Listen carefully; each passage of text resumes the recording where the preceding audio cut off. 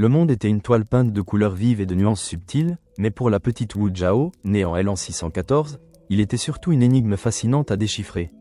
Le domaine familial, niché au cœur du Shanxi, respirait la prospérité discrète d'une lignée de fonctionnaires impériaux. Les murs de briques grises, patinés par les pluies et les soleils de Milan, enseignaient des jardins où les pruniers fleurissaient en un nuage de neige rosée au printemps, et où les carpes coilles aux écailles d'or et de cinabre glissaient silencieusement sous la surface des étangs paisibles. L'air y était imprégné d'un doux parfum d'éancre de pain et de papier de riz fraîchement déroulé, mêlé à l'arôme plus terreux des thés rares que son père, Wu Xiuo, dégustait dans son pavillon d'études. Wu Zhao n'était pas une enfant comme les autres. Tandis que les fillettes de son âge apprenaient les rudiments de la broderie ou l'art délicat de la cérémonie du thé, elle s'éclipsait dans la bibliothèque paternelle, un sanctuaire de savoir où les rouleaux de soie et les manuscrits reliés s'empilaient jusqu'au haut plafond. Ses petits doigts effleuraient les caractères anciens, et ses yeux vifs dévoraient les récits des trois royaumes, les poèmes de Li Bei et les traités de stratégie militaire. Son père, homme des esprits ouverts et des ambitions contenues, avait remarqué la curiosité insatiable de sa fille. Loin de la confiner aux tâches domestiques, il l'avait encouragée, elle avait initié aux classiques confucéens, à l'histoire, et même, chose rare pour une femme, à la calligraphie et à la poésie. Il lui lisait des passages entiers, discutait avec elle des vertus des empereurs passés et des failles des ministres corrompus, sans jamais la traiter en simple auditrice. Cette éducation non conventionnelle avait nourri en elle un esprit et une vivacité exceptionnelle, une intelligence acérée qui percevait les nuances là où des autres ne voyaient que des évidences.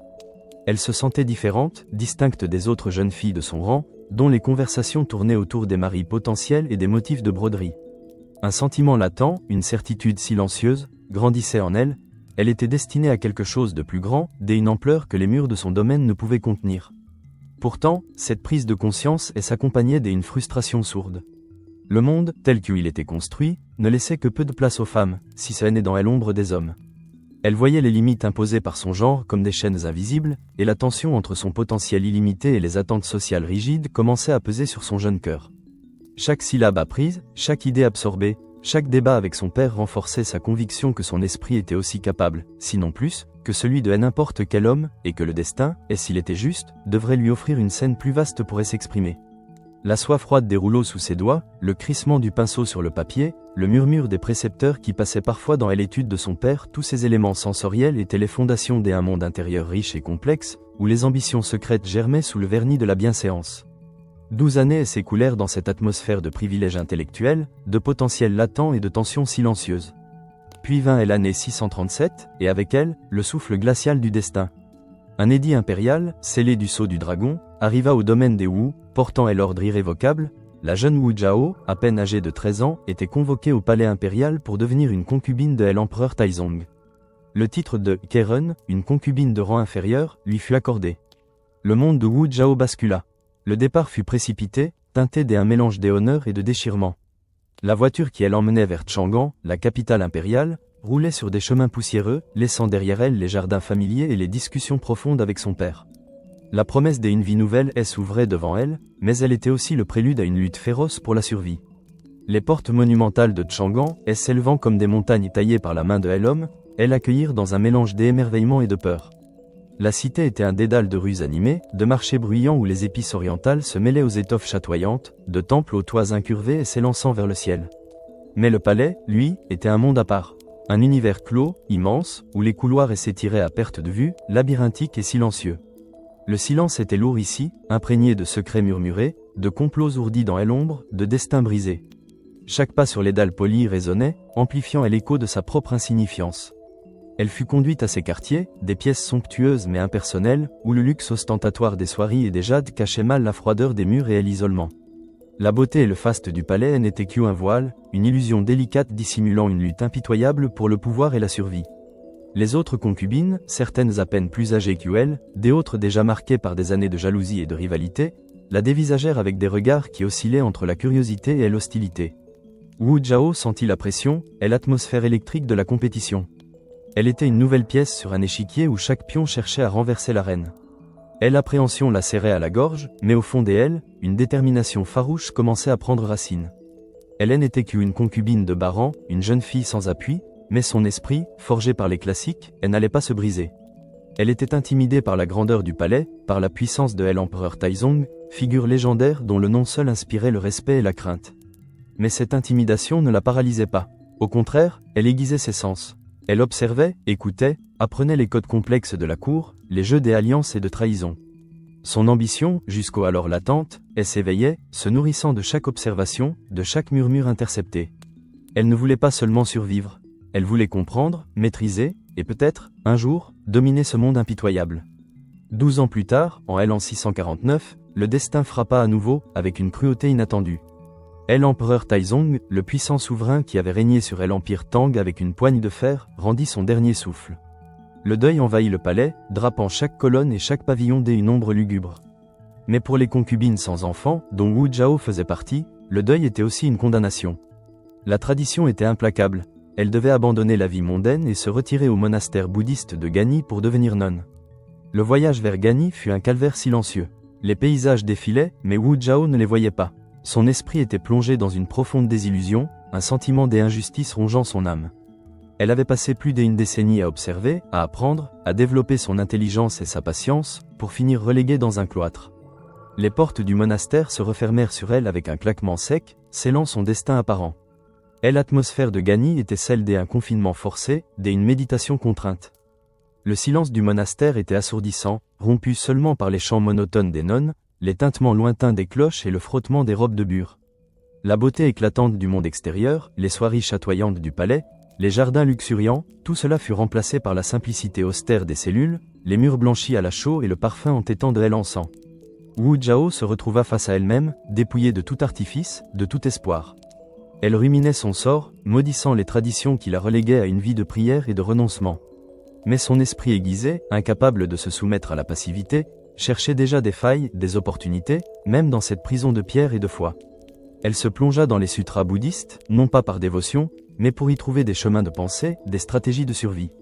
Elle apprit à contrôler son corps, à maîtriser ses émotions, à transformer sa frustration en une source d'énergie froide et déterminée. Ce fut une période d'introspection forcée, mais aussi de renforcement. Chaque jour passé à Gani renforçait sa résilience, affûtait sa patience, et cristallisait sa conviction qu'elle ne pouvait pas finir ses jours dans l'oubli.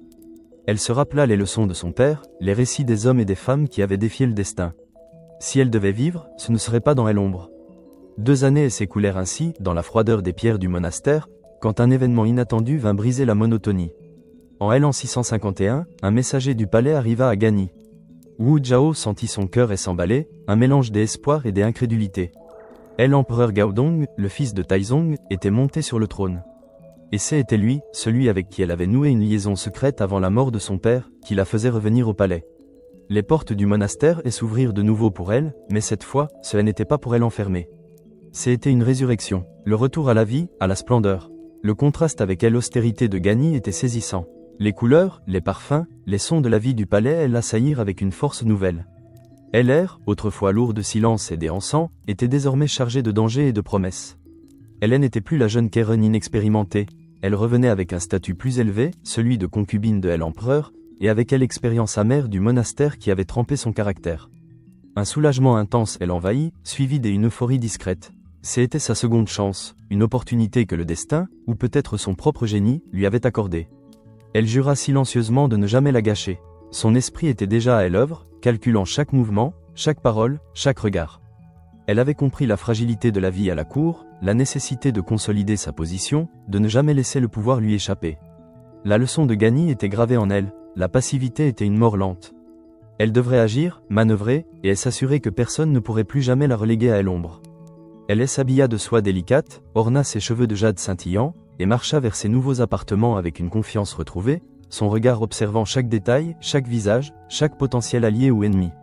Le chemin vers le pouvoir était semé d'embûches, mais elle était prête à les affronter, plus forte, plus sage, plus déterminée que jamais. 4 ans s'écoulèrent, et Wu Zhao, désormais favorite de l'empereur Gaodong, démontra une habileté inégalée dans l'art de la cour. En l'an 656, l'atmosphère du palais était devenue électrique, chargée d'une tension palpable. Les murmures se transformaient en accusations, les regards en menaces voilées. Wu Zhao, avec une froide détermination, avait entrepris d'éliminer ses rivales, l'impératrice Wang et la concubine Xiao. Le palais devint un champ de bataille invisible, où les mots étaient des armes acérées et les sourires des masques trompeurs. Le luxe des décors, les brocardés or et les sculptures de jade, ne servaient qu'à masquer la cruauté impitoyable qui régnait en maître. Les accusations de sorcellerie et d'infanticide, habilement orchestrées par Wu Zhao, résonnèrent dans les couloirs du palais. Elle avait tissé une toile d'intrigues, manipulant les courtisans, exploitant les faiblesses de Gao Dong et semant la discorde entre ses adversaires. Chaque pas était calculé, chaque rumeur lancée avec précision. Les preuves, fabriquées ou amplifiées, s'accumulaient, et la peur s'emparait de ceux qui osaient s'opposer à elle.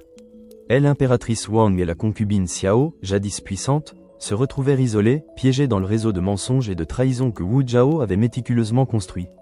Leur chute fut brutale, leur exécution un avertissement sanglant à quiconque oserait défier la nouvelle favorite. Ce triomphe n'était pas le fruit du hasard, mais d'une volonté de fer et d'une intelligence politique hors du commun. Wu Zhao ressentit un sentiment de puissance grandissant, une validation de ses efforts et la confirmation de son destin. Elle avait prouvé qu'elle était capable de déjouer les pièges, de manipuler les hommes et de s'élever au-dessus des conventions. Sa position était désormais inattaquable.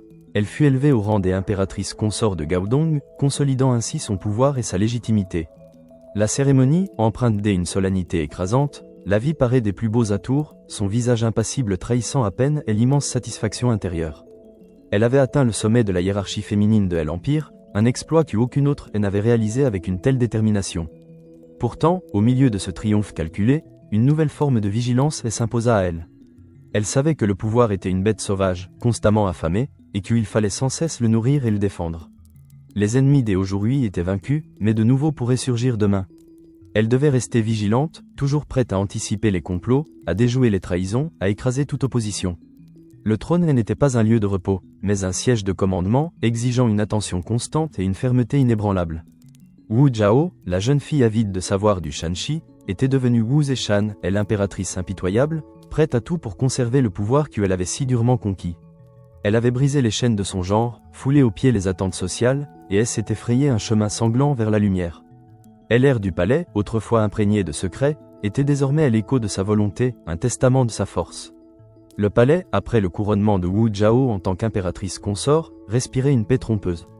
Les parfums capiteux des fleurs de jasmin et des osmanthus qui embaumaient les jardins impériaux masquaient à peine l'odeur âcre des ambitions refoulées et des jalousies latentes. L'année 665 marqua un tournant silencieux, une inflexion presque imperceptible dans la danse du pouvoir, mais dont les répercussions allaient remodeler l'empire. L'empereur Gao Dong, son époux et autrefois son protecteur, commença à montrer des signes de faiblesse. Ses pas, jadis assurés, devenaient hésitants. Son teint, naguère rayonnant, virait au jaune pâle. Des maux de tête lancinants, des vertiges fulgurants l'assaillaient, le forçant à se retirer toujours plus souvent dans l'intimité de ses appartements, loin des affaires de l'État. Wu Zeshan observa son déclin avec une acuité clinique. Elle voyait la flamme vaciller dans les yeux de l'homme qu'elle avait appris à aimer, ou du moins à respecter et à utiliser. Une tendresse résiduelle se mêlait à une détermination froide. Le destin, pensait-elle, lui ouvrait une nouvelle voie, non pas par le sang ou la trahison directe, mais par la fatalité de la maladie. La salle du trône, autrefois vibrant de la voix impériale, se faisait de plus en plus silencieuse, souvent vide, ou occupée par un souverain dont le regard fuyait les montagnes de parchemin et les visages des ministres. L'air était lourd des remèdes amers que les médecins impériaux prescrivaient sans grand succès, une odeur de ginseng et de plantes séchées qui imprégnaient les brocarts de soie et les vêtements des courtisans. C'est alors que l'ombre de Wu Zeshan commença à s'allonger, lentement, inéluctablement. Dès abord, elle se contenta de murmurer des conseils à l'oreille de son époux, de lui lire les mémoriaux les plus urgents, de trier les requêtes les moins importantes. Puis, elle se mit à prendre des notes, à rédiger des réponses, à contresigner des décrets, toujours sous le regard consentant mais de plus en plus las de Gao Dong. Son écriture, élégante et ferme, remplaçait peu à peu les caractères tremblants de l'empereur. Sa voix, claire et assurée, se fit entendre dans les audiences impériales, dès abord pour éclaircir un point obscur, puis pour trancher un débat, et enfin pour dicter des décisions politiques majeures.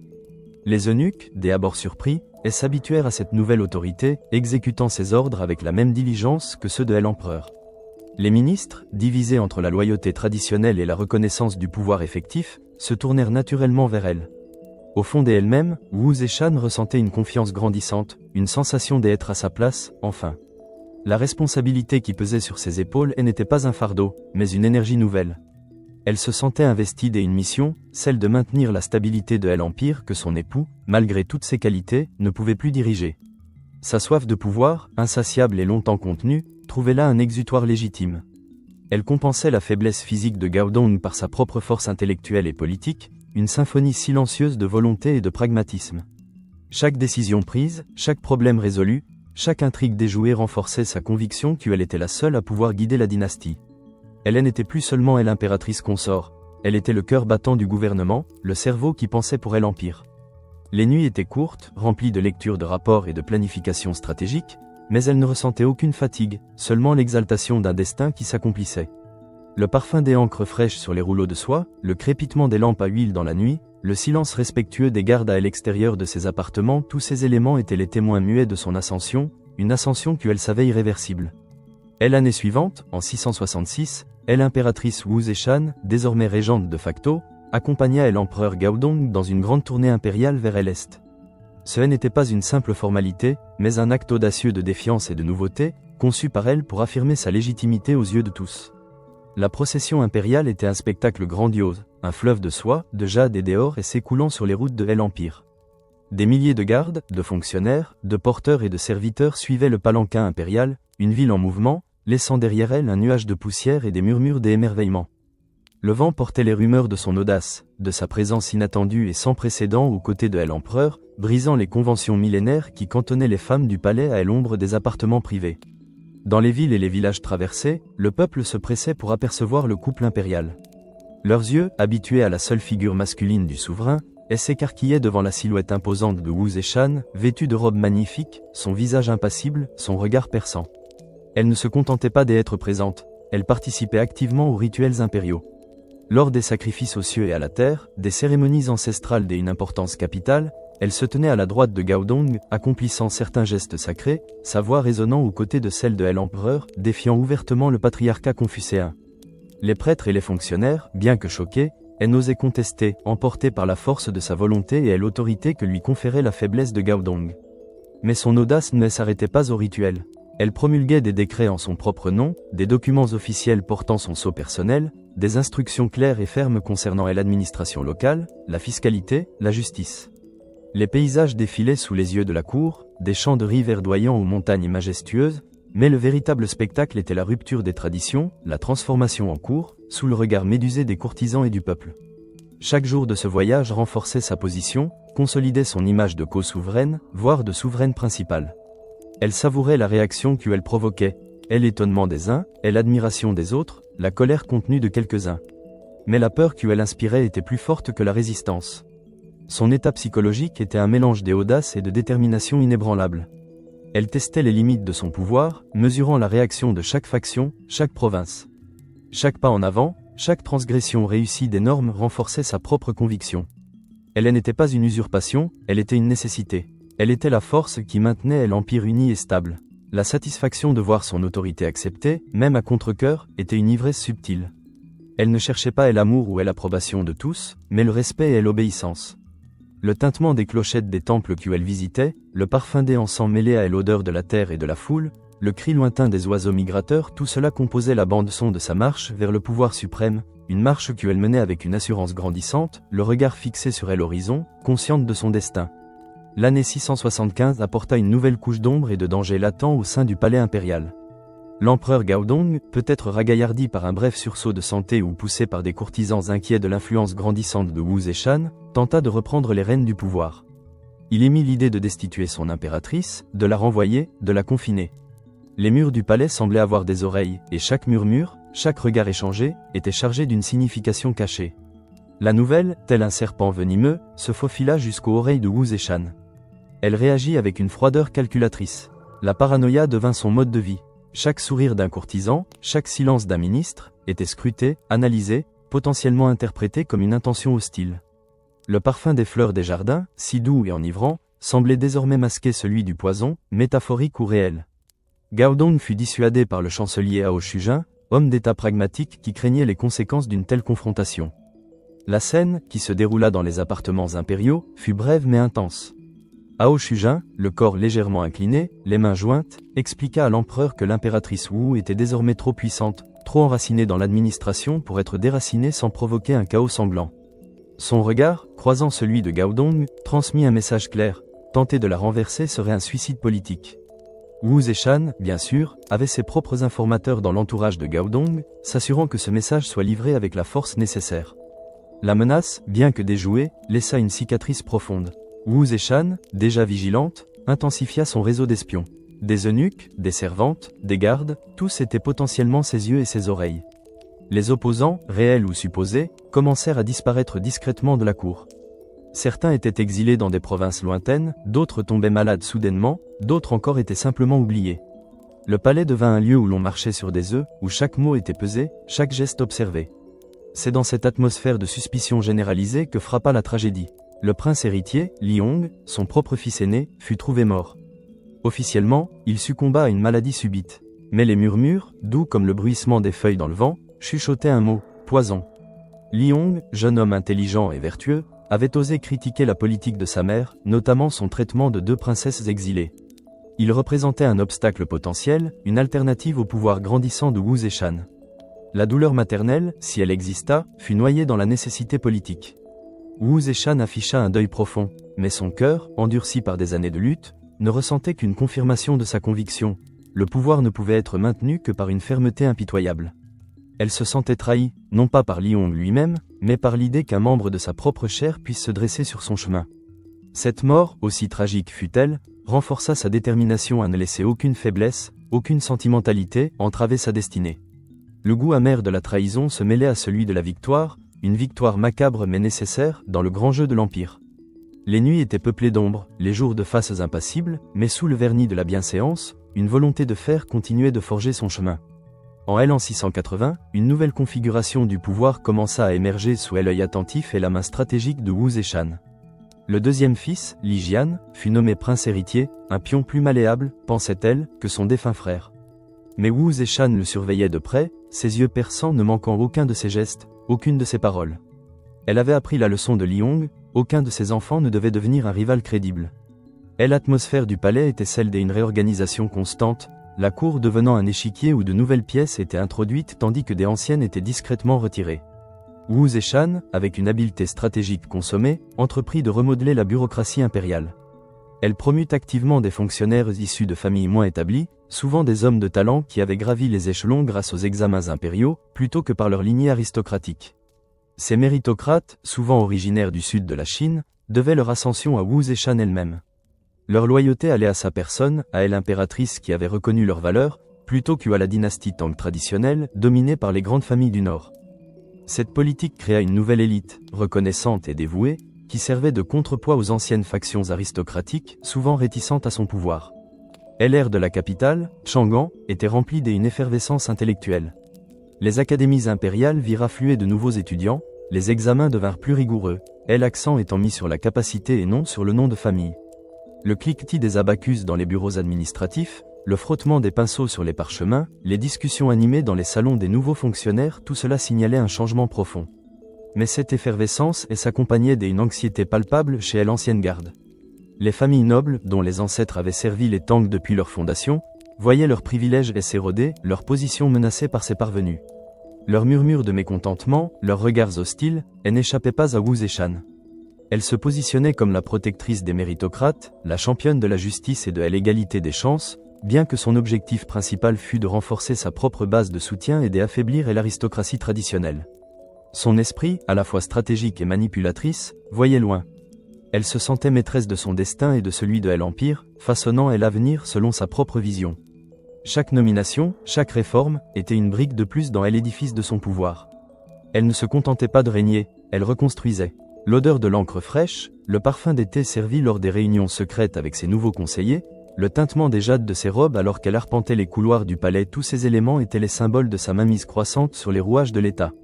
Elle était l'architecte de ce nouvel ordre, et personne, pas même son fils, ne pourrait s'y opposer. Le silence, en l'an 683, s'installa sur le palais impérial, un silence lourd de deuil officiel mais masquant une prise de pouvoir implacable. L'empereur Gaodong, affaibli par des années de maladie, rendit son dernier souffle. Wu Zeshan était à son chevet, son visage empreint d'une tristesse contenue. Peut-être une véritable affection pour l'homme qui l'avait tiré du monastère, qui l'avait élevé au rang d'impératrice, traversa-t-elle son cœur. Mais cette émotion, si elle existait, fut rapidement supplantée par le sens du devoir et l'opportunité suprême. Les rituels funéraires furent grandioses, à la mesure de l'empereur décédé. Le palais fut drapé de noir et de blanc, les chants funèbres résonnèrent pendant des jours, les courtisans affichèrent une douleur respectueuse. Mais sous le voile de la décence, l'effervescence du changement était palpable. Le silence des rituels était un prélude à la voix autoritaire de la régente. Avant même que la terre ne recouvre le corps de Gaodong, Wu Zeshan avait déjà assumé officiellement la régence pour son fils, l'empereur Zhongzong. Le transfert de pouvoir fut d'une rapidité et d'une efficacité redoutables. L'empereur Zhongzong, jeune et inexpérimenté, fut relégué à un rôle purement cérémoniel. Il s'assit sur le trône, mais la véritable autorité émanait de l'impératrice régente, assise derrière un paravent de soie, sa silhouette à peine visible, mais sa voix claire et son autorité incontestable. Le sceau impérial, symbole du pouvoir suprême, changea de main. Wu Zeshan le saisit, sentant le poids froid du jade dans sa paume, un poids qui n'était pas un fardeau, mais une affirmation. Le véritable pouvoir avait déjà migré depuis longtemps vers elle, mais cette passation symbolique était la consécration de son ascension. Son état psychologique était un mélange complexe de puissance absolue et de soulagement, teinté d'une tristesse résiduelle pour son époux. Elle avait atteint l'apogée de son influence, sans toutefois détenir le titre suprême d'empereur. Le fardeau de l'Empire était immense, mais l'exaltation de la victoire, la liberté de diriger sans contrainte, était enivrante. L'odeur lourde de l'encens funéraire se mêlait à la senteur plus subtile du pouvoir, une essence enivrante qu'elle respirait à plein poumon. Le palais, autrefois sa prison dorée, puis son champ de bataille, était maintenant son royaume. Chaque décision, chaque ordre, chaque réforme était le fruit de sa seule volonté. Elle était l'impératrice régente, et le monde allait bientôt apprendre à la craindre et à la respecter. La nuit tombait sur la capitale, mais la lumière de sa volonté brillait plus fort que jamais. La dynastie Tang était sous son contrôle, et elle était prête à la remodeler à son image. Le silence de deuil qui avait enveloppé le palais impérial après la mort de Gaodong laissait place à une nouvelle tension, plus subtile, plus insidieuse. Wu Zeshan, régente incontestée, avait fermement les rênes, mais le trône n'était pas encore le sien. L'empereur Zhongzong, son fils, était un jeune homme dont la docilité, qu'elle avait espérée, commençait à s'effriter sous le poids du titre impérial. L'année 684 fut celle de la première escarmouche ouverte, un duel feutré mais brutal pour l'autorité suprême. Zhongzong, sous l'influence de son épouse, l'impératrice Wei, et peut-être aussi un désir naissant de s'affranchir de l'ombre écrasante de sa mère, commit l'impardonnable. Il tenta d'affirmer son pouvoir en nommant le père de l'impératrice Wei à un poste de chancelier, une position clé de l'administration impériale. C'était une provocation directe, un défi lancé à la main de fer qui tenait les rênes du gouvernement. La nouvelle parvint à Wu Zeshan dans la quiétude apparente de ses appartements, portés par des eunuques au visage blême. Le parchemin, déroulé sur sa table de laque incrustée de nacre, semblait crépiter sous son regard. Une froide colère, plus dangereuse que n'importe quelle fureur bruyante, s'empara d'elle. Elle avait sacrifié tant, manipulé tant, pour consolider son emprise sur l'Empire, et voilà que son propre sang osait s'opposer à elle. L'image de Liong, son fils aîné, mort dans des circonstances si opportunes, traversa son esprit, un avertissement silencieux. Elle ne tolérerait aucune opposition, surtout pas de la part de ceux qu'elle avait mis au monde. Le palais tout entier semblait retenir son souffle, les courtisans se taisaient, leurs regards fuyant les siens. Un coup d'état silencieux, d'une efficacité redoutable, se mit en marche. La convocation de Zhongzong fut un ordre, non une invitation. Dans la salle du trône, baignée par la lumière pâle du matin filtrant à travers les fenêtres de papier, Wu Zeshan attendait, assise derrière le paravent de soie brodée, sa silhouette à peine discernable mais son autorité palpable. Le jeune empereur, les mains moites, le visage pâle, tenta quelques mots d'explication, de justification. Mais sa voix tremblait. La sienne, en revanche, était calme, glaciale, chaque mot pesant un poids de pierre. Elle dénonça son incompétence, sa faiblesse, son incapacité à gouverner. Elle lui rappela ses devoirs, le respect dû à la tradition, et l'ingratitude de son geste. Les arguments étaient implacables, la sentence inéluctable. En quelques jours à peine, Zhongzong fut destitué, déchu de son titre impérial, exilé dans une province lointaine. Le silence de la cour était devenu un silence effrayé. La rapidité et la fermeté de l'impératrice avaient stupéfié même les plus endurcis des courtisans. C'était une démonstration de force brutale, une affirmation sans équivoque, personne n'était au-dessus de sa volonté. Pour le remplacer, Wu Zeshan choisit son troisième fils, Li Ze, qui fut intronisé empereur Huizong. Mais cette fois, elle ne laissa aucune marge de manœuvre. Huizong fut maintenu sous un contrôle encore plus strict, ses apparitions publiques limitées, ses décisions filtrées, son existence même réduite à un rôle de façade. Wu Zeshan, impitoyable et déterminée, se sentait pleinement justifiée. Elle avait agi pour le bien de l'Empire, pour maintenir la stabilité. Ses fils n'étaient que des instruments, et si un instrument ne fonctionnait pas, il était remplacé. Les années suivantes furent celles de la consolidation idéologique. En 689, Wu Zeshan, ayant prouvé sa capacité à gouverner par la force, entreprit de légitimer son pouvoir par des moyens plus subtils, plus profonds. Elle intensifia une campagne de propagande sans précédent, visant à asseoir sa souveraineté non seulement sur les lois des hommes, mais aussi sur les décrets du ciel.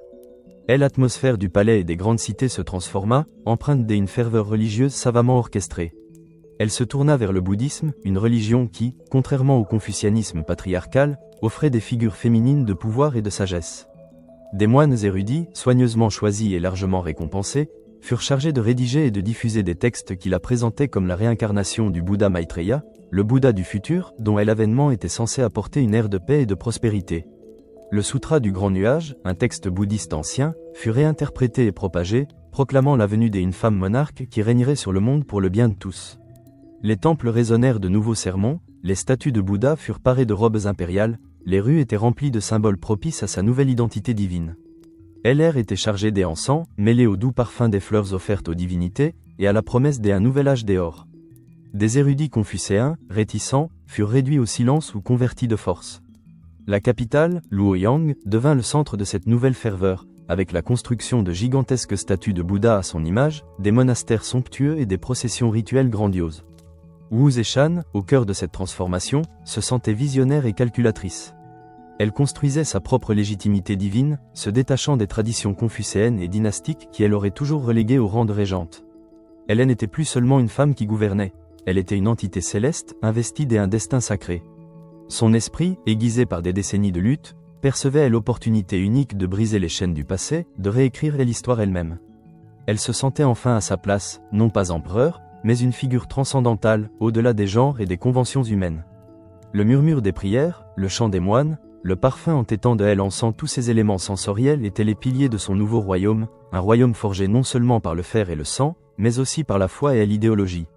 Elle était prête à franchir la dernière étape, à saisir le titre qui lui revenait de droit divin.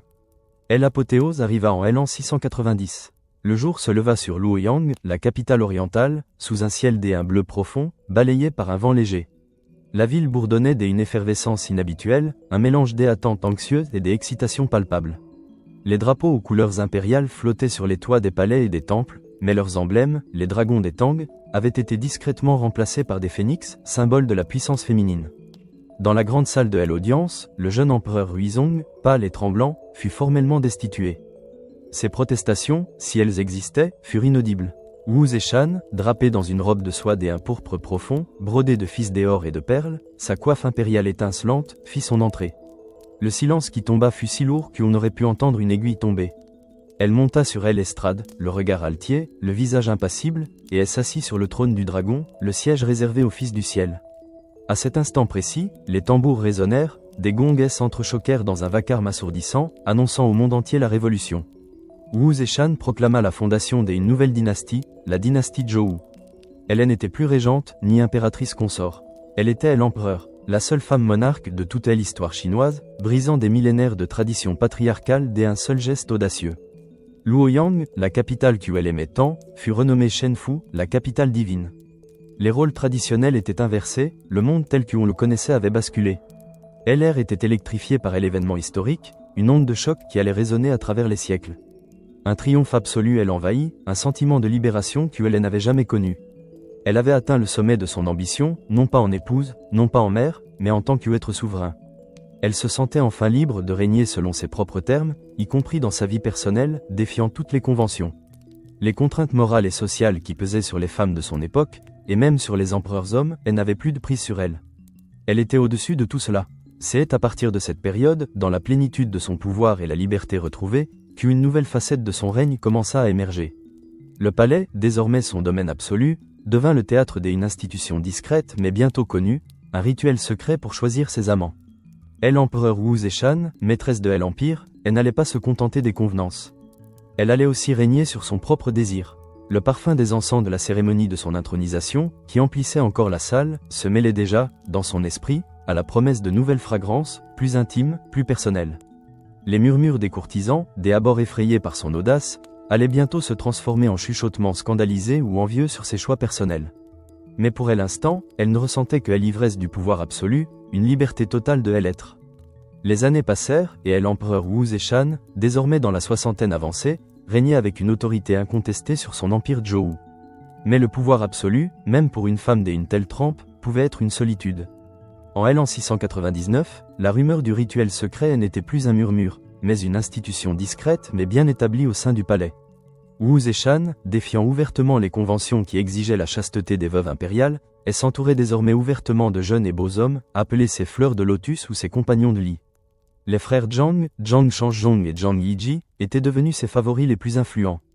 Ils étaient jeunes, élégants, cultivés, et possédaient un charme indéniable. L'atmosphère des appartements impériaux de Wu Zeshan, loin de la rigidité des salles des audiences, était celle d'une décadence raffinée et d'un pouvoir non conventionnel. Les jardins du palais de Shenfu résonnaient des rires jeunes, des mélodies jouées sur des flûtes de bambou et des luttes, et des vers de poésie récités avec passion. L'air était imprégné des parfums coûteux de santal et de musc, masquant les jalousies et les ambitions qui fermentaient sous cette surface de plaisir. Le rituel secret n'était pas un simple caprice. Il était orchestré avec une précision méticuleuse, souvent sous la supervision de Shangguan Wanne, sa secrétaire impériale et confidente. Shangguan Wanne, elle-même une femme d'une intelligence et d'une culture exceptionnelle, poétesse et femme d'état influente, était l'intermédiaire parfaite. Elle comprenait les besoins de son impératrice, à la fois pour la compagnie, la stimulation intellectuelle et le plaisir. Les critères de sélection allaient bien au-delà de la simple beauté physique. L'intelligence, le talent artistique musique, poésie, calligraphie la discrétion, l'esprit vif, et une capacité à divertir et à flatter étaient essentiels. Ces hommes n'étaient pas de simples objets de plaisir. Ils étaient des compagnons, des confidents, des sources de divertissement pour une femme vieillissante dont l'esprit restait aussi affûté que jamais. Wu Zeshan, à cet âge, ressentait une jouissance du pouvoir et de la liberté personnelle qu'elle avait si durement gagnée. Elle se sentait au-dessus des jugements moraux, ayant prouvé sa légitimité aux yeux du ciel et des hommes. Elle cherchait la compagnie, le plaisir, mais aussi une stimulation intellectuelle qui ne pouvait plus être entièrement satisfaite par les affaires des États. Ces jeunes hommes, par leur fraîcheur et leur talent, lui apportaient une nouvelle énergie. Cependant, cette liberté avait un prix.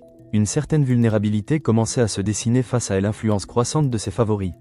Les frères Zhang, en particulier, n'étaient pas de simples poètes ou musiciens. Ils étaient ambitieux, et leur proximité avec le trône leur conférait un pouvoir qu'ils n'hésitaient pas à exploiter. Le parfum des parfums coûteux masquait non seulement les jalousies, mais aussi les germes d'une future tempête. Wu Zeshan, dans sa sagesse et sa puissance, commençait à être aveuglé par l'affection et l'habitude, une faiblesse nouvelle pour celle qui avait toujours régné avec une lucidité impitoyable. L'année 704 vit l'influence des frères Zhang atteindre son paroxysme, une ombre grandissante sur le crépuscule du règne de Wu Zeshan. Ce qui avait commencé comme un rituel discret de compagnie et de plaisir s'était transformé en une source de scandale et de ressentiment au sein de la cour. Les Zhang Shanzhong et Zhang Yiji, autrefois de simples favoris, avaient accumulé des richesses inouïes, des titres honorifiques, et s'étaient immiscés sans vergogne dans les affaires de l'État.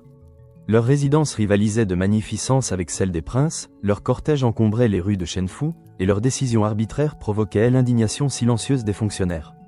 L'atmosphère du palais était celle d'une fin de règne, où la puissance autrefois inébranlable de l'impératrice était érodée par l'ombre de ses favoris. Le luxe excessif, la corruption manifeste des frères Zhang, ternissait la grandeur de ses réalisations passées. Les courtisans, les généraux, et surtout les princes de la famille Li, murmuraient des complots dans les recoins sombres des jardins, dans les pavillons isolés. Le palais était traversé par ces murmures d'indignation, des allusions à la décadence, à l'affaiblissement du pouvoir impérial. L'odeur douceâtre des parfums des frères Zhang, qui flottaient dans les couloirs, était devenue un symbole de leur influence néfaste. Wu Zeshan, désormais âgé de 80 ans, était affaibli par l'âge et la maladie.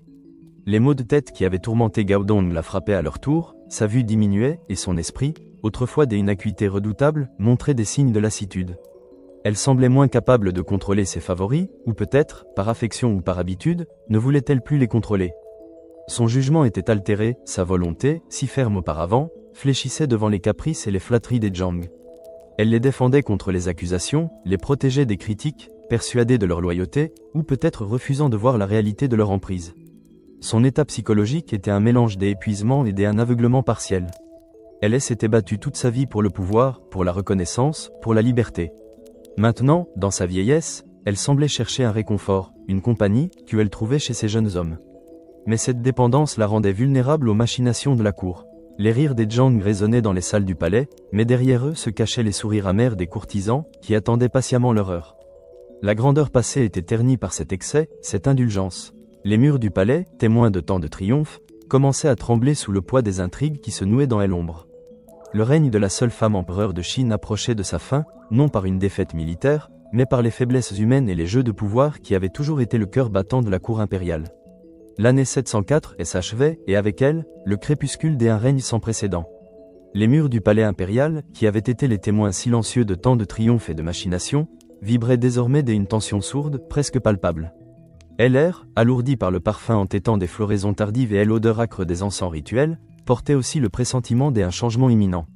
Les frères Zhang, jadis les joyaux de la cour, les confidents et amants de l'impératrice, étaient devenus des figures haïes, leurs extravagances et leur arrogance ayant atteint des sommets insupportables. Leur rire, autrefois mélodieux aux oreilles de Wu Zishan, résonnait désormais comme un glas pour les courtisans qui craignaient leur influence grandissante. L'impératrice elle-même, affaiblie par l'âge et la maladie, semblait s'enfoncer dans une léthargie où les caprices de ses favoris prenaient le pas sur la lucidité politique qui elle avait toujours caractérisée. Le premier mois de l'année 705 s'annonça sous un ciel bas et menaçant. Une froideur inhabituelle s'était abattue sur Luoyang, gelant les étangs des jardins impériaux et pénétrant les vastes salles de pierre. Les murmures, qui avaient longtemps serpenté dans les couloirs, se firent plus audibles, plus pressants. Un complot, patiemment ourdi dans l'ombre, était sur le point d'éclater. Un groupe de fonctionnaires et de généraux, menés par le chancelier Zhang Jianzi et les princes de la famille Li, les héritiers dépossédés de la dynastie Tang, avaient décidé que l'heure était venue. Dans le silence glacial de l'aube, avant que le soleil n'eût percé l'horizon, les portes du palais impérial de Shenfu furent forcées. Le cliquetis des armures, le frottement des bottes sur les dalles de pierre polie, les ordres chuchotés mais fermes des officiers résonnèrent dans les cours désertes. Le parfum des gardes, mêlé à l'odeur du cuir et du métal, se répandit dans l'air déjà froid. La violence fut soudaine, brutale. Les frères Zhang, surpris dans leurs appartements luxueux, furent arrachés à leur sommeil et exécutés sur le champ. Le sang, chaud et vif, macula les soieries et les tapis précieux, un contraste saisissant avec le raffinement décadent de leur existence. Leurs cris, brefs et déchirants, furent étouffés par le chaos qui s'emparait du palais. Les conjurés se dirigèrent ensuite vers les appartements de l'impératrice. La scène qui se déroula fut celle d'une trahison insoutenable. Wu Zishan, réveillé en sursaut par le tumulte, fut confronté à la réalité implacable de sa chute. Des hommes qu'elle avait élevés, des visages qu'elle avait vus grandir à la cour, se tenaient devant elle, le regard durci par la détermination. Elle, l'impératrice qui avait régné avec une poigne de fer pendant des décennies, se retrouva face à elle inéluctable. Un choc profond, une incrédulité mêlée et une amertume brûlante, elle envahit. Elle avait déjoué tant de complots, écrasé tant d'ennemis, et voilà qu'elle était vaincue, non par une armée ennemie, mais par ses propres sujets, par ceux qui auraient dû lui être loyaux. Le sentiment de défaite était cuisant, mais au fond d'elle, une dignité impériale, forgée par des décennies de pouvoir absolu, refusait de plier. Ses yeux, malgré son âge et la maladie, lançaient des éclairs de défi. Elle écouta, impassible, les accusations portées contre les frères Zhang, les exigences des abdications en faveur de son fils, Li Jian, et l'empereur Zhongzong qu'elle avait elle-même déposé des années auparavant. Le coup d'État était complet. Elle avait perdu. Le froid de l'aube, la violence des événements, le silence lourd qui suivit les exécutions, tout cela convergeait pour marquer la fin d'une ère. Son règne, marqué par une ambition démesurée et une intelligence rare, s'achevait dans le chaos et le sang, un dénouement qu'elle n'aurait jamais imaginé pour la souveraine qu'elle était. La peur, elle ne la laissa pas transparaître. La déception, oui, immense. La trahison, insupportable. Mais elle restait l'impératrice, même dans sa chute. Le mois suivant, le deuxième de l'année 705, l'atmosphère du palais de Shenfu était celle d'une transition forcée, d'un démantèlement méthodique. Le chaos du coup d'État avait cédé la place à une effervescence contrôlée, une sorte de fièvre administrative. Les nouveaux détenteurs du pouvoir s'affairaient à effacer toute trace de la dynastie Zhou, proclamée par Wu Zishan. Les symboles impériaux, les drapeaux aux emblèmes du phénix, les décrets portant son sceau, tout était aboli, remplacé par les dragons et les sceaux des Tang. Les noms des rues, des portes, des palais qu'elle avait rebaptisés furent restaurés à leur appellation d'origine. C'était une tentative de réécrire l'histoire, de gommer des décennies de règne d'une femme qui avait osé défier les traditions millénaires. Wu Zishan fut transférée au palais Shangyang, une résidence somptueuse mais qui, pour elle, était une prison dorée. Les jardins luxuriants, autrefois lieux de promenades méditatives et de discussions politiques, devenaient les limites de son confinement. Elle observait, du fond de ses appartements, la destruction de son œuvre. Les rouleaux de soie défilaient, apportant des nouvelles de la restauration des Tang, de l'intronisation de Li Jian comme empereur Zhongzong. Son fils, un pion autrefois docile, était maintenant le souverain, rétabli sur le trône par ceux qui avaient renversé sa mère. Une amertume teintée de résignation l'envahit. Elle avait construit, réformé, gouverné avec une vision et une force que peu d'hommes auraient pu égaler, pour voir son héritage démantelé sous ses yeux. Pourtant, au-delà de la tristesse et de la colère, persistait une fierté silencieuse. Ce qu'elle avait accompli, personne ne pourrait le lui enlever. Elle avait été l'empereur, la seule femme à s'être assise sur le trône du dragon. Cela, aucune réécriture de l'histoire ne pourrait l'effacer. Elle acceptait son sort avec une certaine fatalité, non pas par faiblesse, mais par la profonde connaissance de la nature cyclique du pouvoir. Elle avait connu l'ascension, elle connaissait maintenant la chute. C'était le chemin de toutes les dynasties, de tous les souverains. Les jours s'écoulaient dans une monotonie nouvelle. Le parfum des encens du palais Shangyang était différent, moins puissant, moins enivrant que celui de ses anciens appartements. Les courtisans se faisaient rares, les visites étaient filtrées. Elle passait ses journées à méditer, à relire les classiques, à repenser sa vie. Chaque décision, chaque sacrifice, chaque victoire et chaque défaite était rejouée dans son esprit. Elle avait vécu une vie extraordinaire, une vie qui avait défié toutes les attentes, brisé tous les plafonds de verre. Et même si son œuvre était en cours de démolition, la graine qu'elle avait plantée, celle d'une femme capable de régner, continuerait de germer dans les esprits, même si ce n'était que dans les murmures et les légendes. La solitude était une compagne familière, mais elle n'était pas vide. Elle était remplie des échos de son passé glorieux, des voix des hommes qu'elle avait dominés, des décisions qui avaient façonné un empire.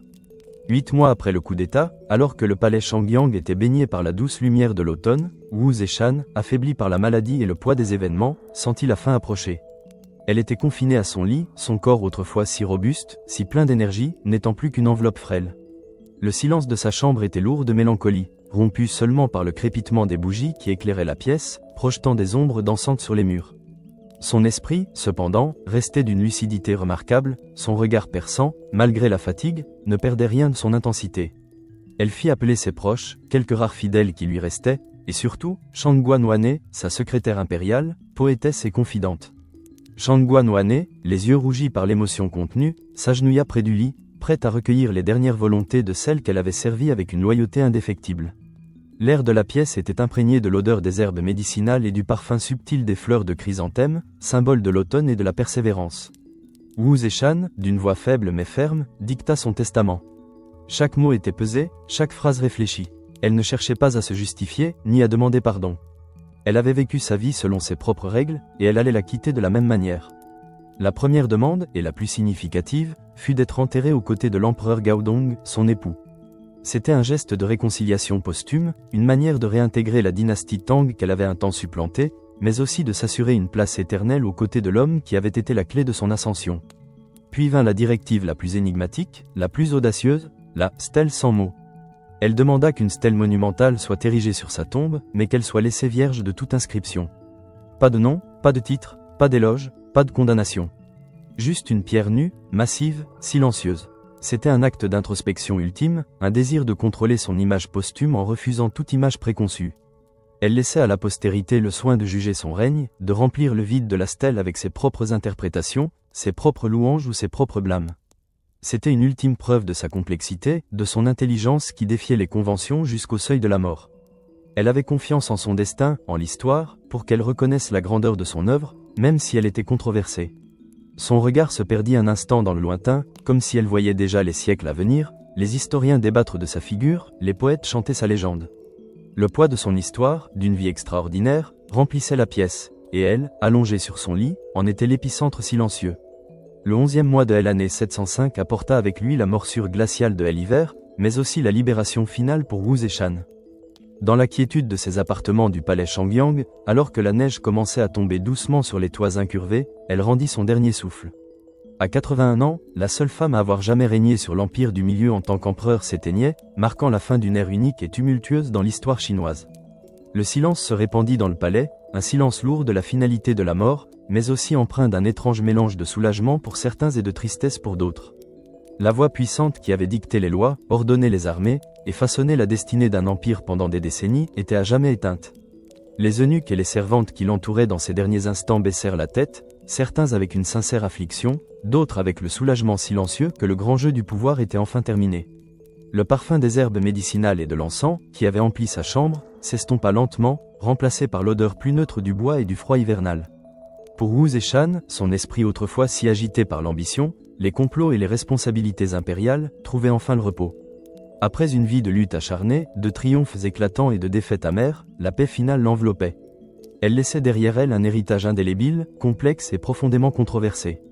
Son corps frêle, reposant désormais sur son lit, était le témoin silencieux d'une volonté de fer qui avait brisé toutes les barrières, défié toutes les conventions. Elle avait prouvé qu'une femme pouvait non seulement gouverner, mais régner avec une efficacité et une vision stratégique supérieure à de nombreux empereurs hommes. Son départ laissait un vide immense, une absence palpable qui allait résonner bien au-delà des murs du palais. L'histoire venait de tourner une page monumentale, et le monde, sans elle, semblait à la fois plus calme et curieusement plus terne. Le vent froid de l'hiver soufflait à travers les pavillons, emportant avec lui les derniers échos de son règne, mais l'empreinte de son passage était gravée à jamais dans les annales. 5 années s'écoulèrent depuis la mort de Wu Zeshan, et en l'an 710, son héritage était devenu l'objet d'un débat intense et passionné, non seulement à la cour impériale des Tang restaurée, mais aussi parmi les lettrés et les historiens. L'atmosphère était celle d'un jugement permanent, d'une réévaluation constante. Les parchemins s'accumulaient dans les bibliothèques, les traités historiques étaient rédigés et amendés, et les discussions faisaient rage dans les salons des mandarins et les académies impériales. L'ombre de Wu Zeshan, malgré sa mort et la tentative d'effacer son règne, planait toujours sur la cour, son influence étant palpable même après sa disparition. Elle fut souvent dénigrée par les dynasties ultérieures, en particulier par les historiens confucéens qui ne pouvaient concevoir une femme au pouvoir suprême. On la décrivit comme cruelle, impitoyable, manipulatrice, une usurpatrice dont le règne était une anomalie. Les récits de ses machinations, de ses purges sanglantes, de l'exécution de ses rivaux et même de la mort de ses propres enfants furent amplifiés, souvent embellis pour souligner sa nature féminine et donc illégitime au pouvoir. Pourtant, même ses détracteurs ne pouvaient ignorer les avancées considérables qui avaient eu lieu sous son règne. Son administration avait été efficace et centralisée. Elle avait promu des fonctionnaires méritocrates, brisant le pouvoir des anciennes aristocraties et ouvrant la voie à une nouvelle élite basée sur le talent et non sur la naissance. Elle avait soutenu le bouddhisme, laissant derrière elle des chefs-d'œuvre artistiques et architecturaux. La stabilité relative de l'empire sous son égide avait permis un essor économique et culturel, jetant les bases d'une partie de la prospérité des Tang qui allait suivre. Son règne, loin d'être une simple parenthèse, avait profondément remodelé la société chinoise. Le rituel secret et ses favoris, les frères Zhang en tête, devinrent une anecdote sulfureuse, un scandale persistant dans les chroniques. On les citait comme preuve de sa décadence, de son immoralité, de son incapacité à se conformer aux normes de la bienséance impériale. Pourtant, face à l'ampleur de son impact politique et administratif, ces histoires de boudoir restaient secondaires, des détails croustillants mais anecdotiques par rapport à la grandeur et à la complexité de son œuvre. Elle servait à humaniser, ou plutôt à diaboliser, la figure surhumaine qu'elle était devenue. L'état psychologique posthume de Wu Zeshan, si on pouvait l'imaginer, serait celui d'une défiance éternelle face au jugement. Son œuvre, elle le savait, parlerait d'elle-même, et la stèle sans mots sur sa tombe était le défi ultime lancé à l'histoire. Elle restait une énigme, une figure qui avait brisé les plafonds de verre de son époque avec une audace inégalée, forçant la Chine à se confronter à la puissance féminine dans sa forme la plus pure et la plus absolue. Elle avait prouvé que le genre n'était pas un obstacle à la gouvernance, à la vision, à la force. Et même si son nom fut longtemps entaché, le simple fait qu'elle ait existé, qu'elle ait régné, était en soi une révolution. Son héritage continuait de se déployer, une tapisserie complexe tissée de lumière et d'ombre, de génie et de cruauté, une impératrice dont le souvenir, à jamais, défierait l'oubli et la simplicité.